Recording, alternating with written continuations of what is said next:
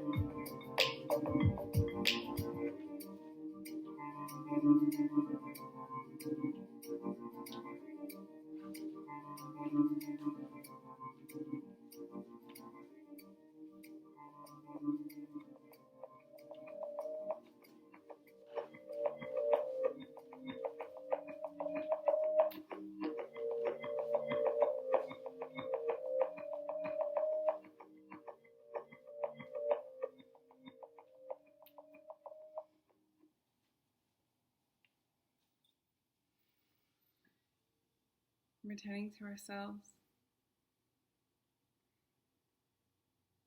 returning to the support that we find from the earth beneath us, from the breath that comes through no effort of our own, and how we can just open and receive softly and with curious eyes the sensations that are arising, connected to whatever thoughts or feeling patterns might be showing up. And the more that we soften and the more that we get curious and explorative around these things that are just like, over and over,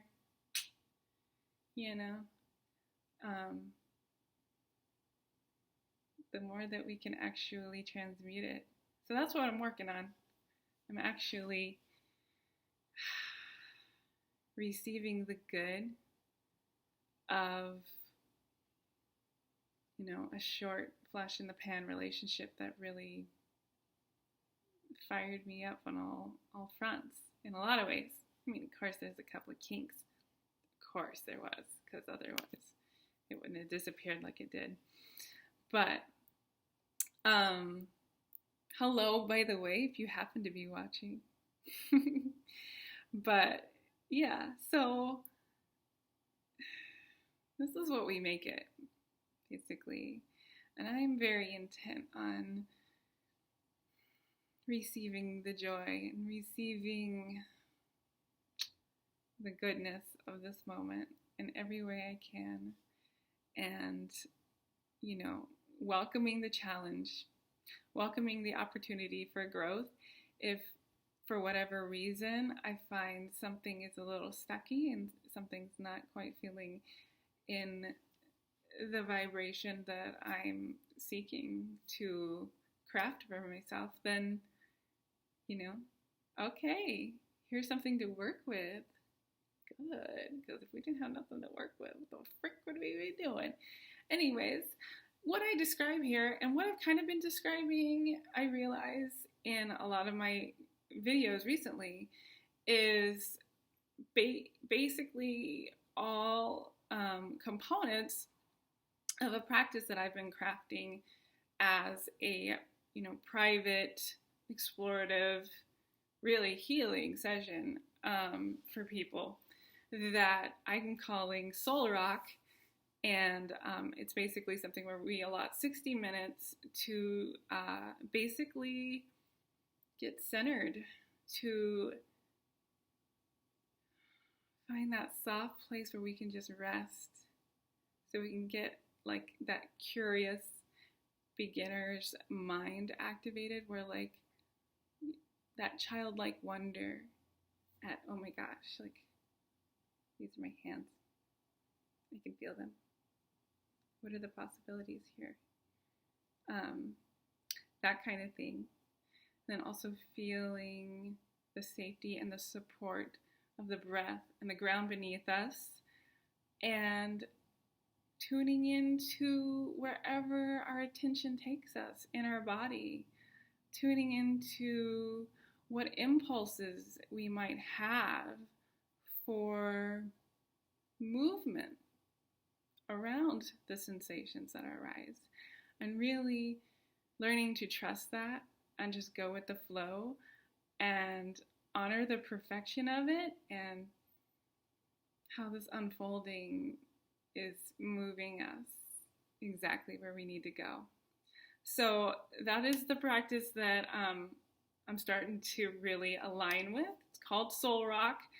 If you are interested in a little exploratory session with me, if you're in Anchorage, we can do a private session. In person, and I feel like that would be the most ideal and juicy way to go. But I have done it with people online, and it seems to be quite potent as such.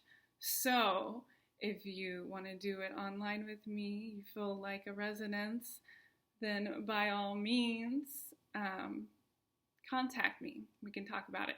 kind of working on a sliding scale, and a definite like cut rate if you're willing to provide a testimonial for me. So yes, showing up for you, showing up for me, showing up for the world. Let's fucking rock it. All right. Talk to you soon.